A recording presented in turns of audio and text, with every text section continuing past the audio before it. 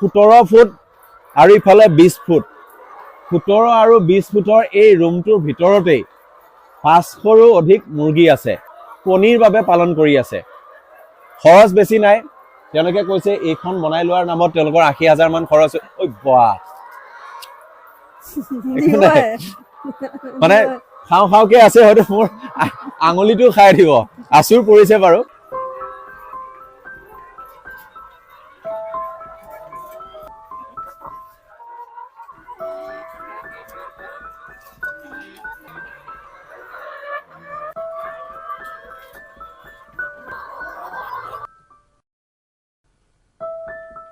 মই আছো আজি মৰিগাঁও জিলাৰ হাবি বৰঙাবাৰী গাঁৱৰ মনিকা দেৱী বৰদলৈ বাইদেউৰ এই কুকুৰা ফাৰ্মখনত প্ৰতিদিনে ইয়াৰ পৰা কিমান কণী ওলাই যায় বাইদেউ 480টা 470টা কণী আহে প্ৰতিদিনে আৰু কিমান আছে মুৰ্গী বুলি ক'লে আপুনি ইয়াতে বৰ্তমান 500 আছে মুৰ্গী 500 কিমান বছৰ হ'ল বাইদেউ আপুনি পুহি থকা মই আৰু কন্টিনিউ 3 বছৰ ৰানিং কৰি থকা 3 বছৰ হ'ল প্ৰথমবাৰটো মই সাকসেস নহলো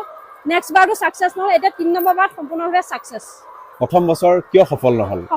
মানে মোৰ ভ্যাকচিনৰ কাৰণে প্ৰবলেমৰ কাৰণে মই সফল হ'ব নোৱাৰিলো প্ৰথম বছৰ কিমান মান আনিছিলে আপুনি প্ৰথম বছৰ 400 আনিছিলো 400 আনিছিলো যদিও মানে যেতিয়া প্ৰডাকশন আহা আগমুহূৰ্তত হৈছিল তেওঁলোকৰ যিখিনি ভ্যাকচিন দিব লাগিছিল সেই ভ্যাকচিনখিনি ফেল হৈছিল বস্তুটো বুজি পোৱা নাছিলো তাৰ ভিতৰত সোমাব পৰা নাছিলো সেই ভ্যাকচিনৰ প্ৰবলেমৰ কাৰণে মৰ্টেলিটি পৰিমাণটো আহি যোৱাৰ কাৰণে আমি মানে মাংসৰ কাৰণে বিকি দিব লগা হয় নেক্সট বেচটো আপোনাৰ কণী প্ৰডাকশন আহা 7 মাহ মানৰ পিছত কি অলপ ভাইৰাল ডিজিজ হৈছিল ভাইৰাল ডিজিজ হোৱাৰ কাৰণে মুৰ্গী মানে কমে 100 মান মুৰ্গী প্ৰডাকশনৰ কাৰণে মৰি গ'ল মৰ্টেলিটি হ'ল তা সেইখিনিয়ে মই প্ৰডাকশন কৰিলো যোৱা মই কি মাহত জুন মাহত বেচিছিলো জুনত নহয় এটো কিনি এটি মেট আনিছিলো নহয় মেট আনিছো সেইখিনি মই মাৰ্চত বেচিছো মাৰ্চত বেছি আকৌ নেক্সট হোৱাৰ কাৰণে এইখিনি আকৌ ৰানিং ব্যৱহাৰ কৰিছো মানে প্ৰথম বছৰ বিফল দ্বিতীয় বছৰ বিফল কিন্তু আপুনি এৰি নিদিলে এৰি দিয়া নাই মই সেই সাহসটোৰ কাৰণে ধৈৰ্যখিনিৰ কাৰণে আপুনি 3 নম্বৰ বছৰত এটা সাকসেস ভাল ফলাফল পাইছে এতিয়া খৰকে যেহেতু আছে ইয়াত খৰচ বুলিবলৈ দানা খৰচটো হ'ব দানা খৰচ মেডিচিনৰ খৰচ আছে প্ৰতিদিনে দানাত খৰচ কিমান মান হয় আপোনাৰ দানা খৰচ মোৰ 1400 মান আহে মানে এটা যেটো 50 কেজিৰ বেগ আছে হেতু 1620 টকা 50 টকা কিনা যায় 1400 ভিতৰত আহে দানা পাৰ আগবেলা 20 কেজি পিছবেলা 20 কেজি 40 কেজি খায় প্ৰতিদিনে এটা আপোনাক যাবই আৰু যেতিয়া আনিছিলে ভ্যাকচিনটো দিব লগা হৈছিল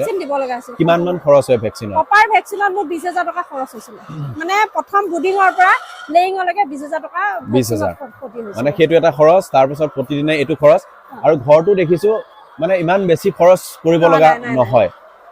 ইমান খৰচ নাই কেজত মোৰ অলপ পইচা খৰচ হৈছে এইখিনিত খৰচ হৈছিল কেজখিনিত মোৰ 80000 মান টকা ক্ষতি হৈছিল মই যদি আপুনি যিকোনো কোনোবা এজন ব্যক্তিয়ে যদি আৰম্ভ কৰিব বিচাৰে এনেকুৱা 500 মান মুৰ্গী থকা তেনে আমি যদি খৰচৰ হিচাপটো আকৌ এবাৰ যদি আমি আউৰাই দিও তেনে হলে আপোনাৰ এইখিনিত কেজত আপোনাৰ 75000 টকা খৰচ তাৰ পিছত ভ্যাকচিনত 20000 খতি খৰচ 20000 মানে 1 লাখ হিচাপে ধৰিলে হিচাপে এখিনি খৰচ পোৱালি দামটো আমি মই পাৰ পিস 58 কে কিনিছিলো 58 টকাকে 500ৰ যেটো খৰচ হেতু হ'ব আৰু লগতে ঘৰটোত যদি আপুনি এনেদৰে বেছি খৰচ নহয় 15-20000 টকাত ঘৰ এটা বনাই ললে হৈ যায় এখিনি হৈ যায় ইয়াতে খুব গৰম হ'ব ঠাণ্ডা হ'ব তেনেকুৱাটো বিশেষ একো কথা নাই মৌসুমটো খালি তেওঁলোকে মিলি যায় ধুনিয়াকে মিলি যায় মানে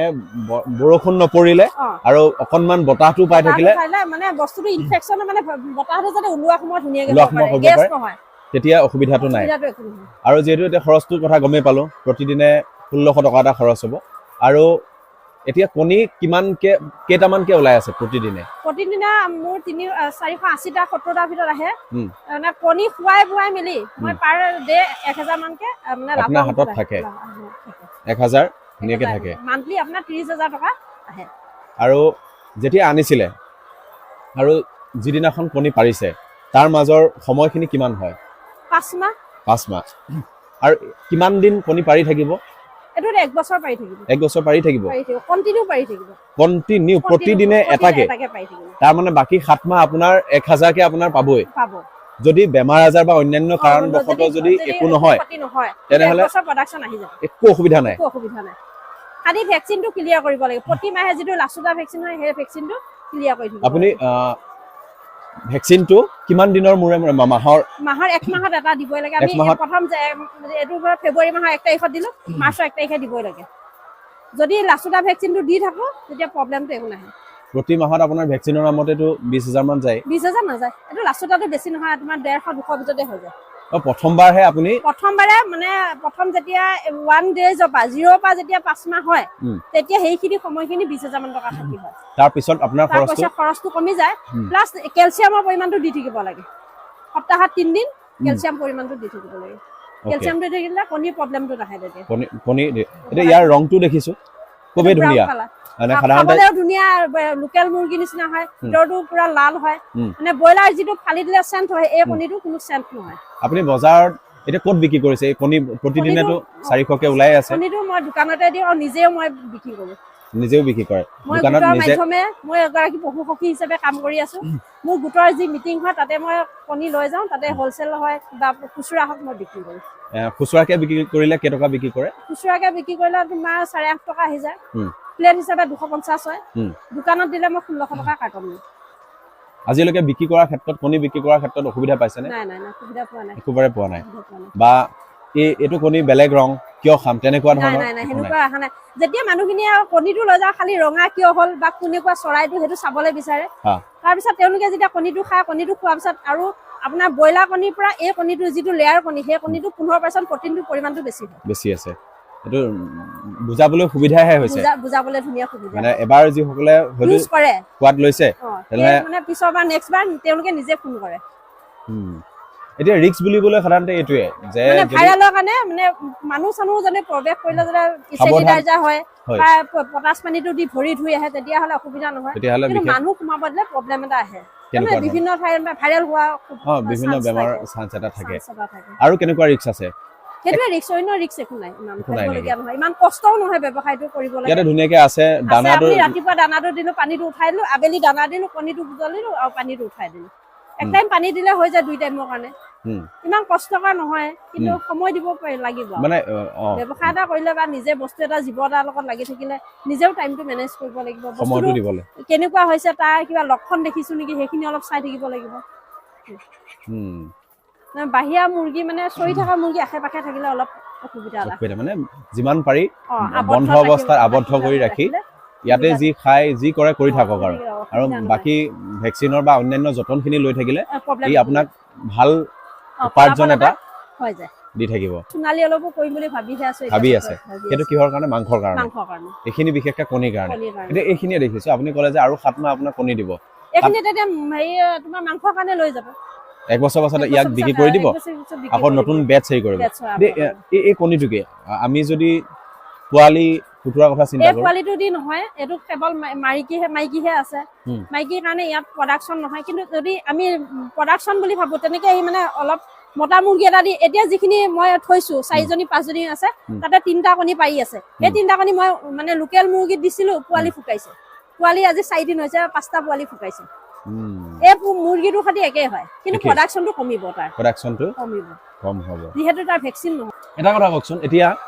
এইখিনি বাহিৰত মুকলিকে নোৱাৰি নেকি মুকলিকে হলে নোৱাৰি সমস্যাটো কি হয় মুকলিকে সমস্যাটো হলে মানে তেওঁলোকে মানে ভাইৰাল হোৱা চান্স থাকে বেমাৰ হোৱা চান্সটো থাকে সেইকাৰণে এনেকে এটা ৰুমৰ ভিতৰতহে আবদ্ধ কৰি ৰাখিব লাগিব আৰু বাহিৰত নিলে নহব বাহিৰত নিলে মানে বিভিন্ন জেগাত ঘূৰিব আহাৰ লগে লগে মানে বিভিন্ন বস্তুবিলাক খাব তাৰ মাজত মানে ভাইৰেল হয় বুলি চান্স থাকে এই বস্তুটো সদায় মানে বৈজ্ঞানিক পদ্ধতি কৰিলে আমি ফলাফলটো বেছিকে বৈজ্ঞানিকভাৱে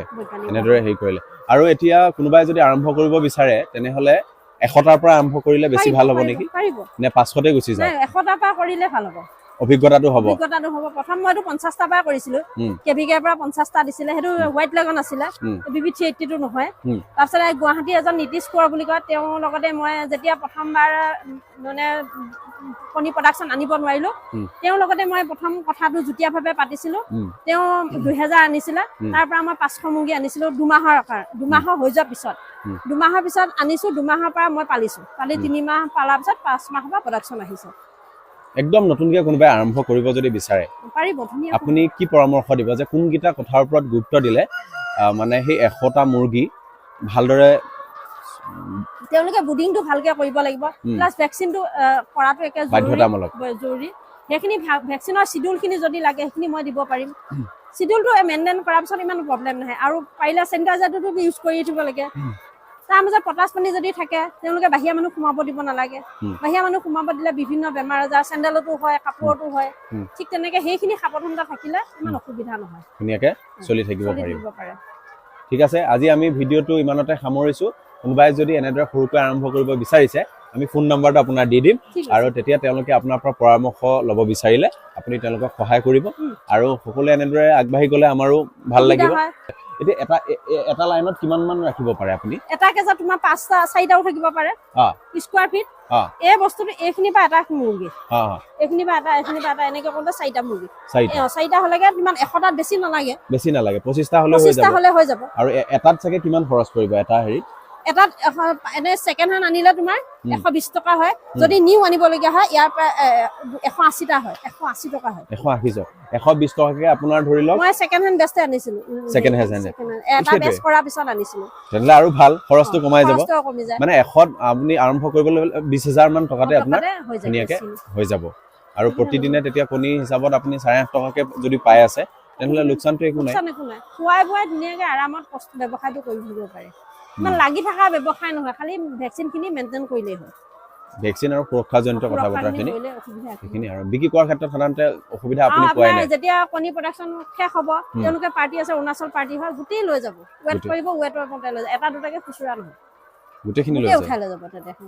তেনে হেতুটো অসুবিধা 150 টকা পাৰ পিস 1 কেজিকে বেচিছিলো মুৰ্গীখিনি 150 টকা তেতিয়াতো আপোনাৰ একো লোকচান নাই কাৰণ হেতু আপোনাৰ বোনাছৰ নিচিনা হৈ গ'ল আমি নেক্সট বেচ কৰিবৰ কাৰণে সেইখিনি পইচা দি আমি প্ৰডাকশ্যন কোৱালিটিখিনি আনিব পৰা যায়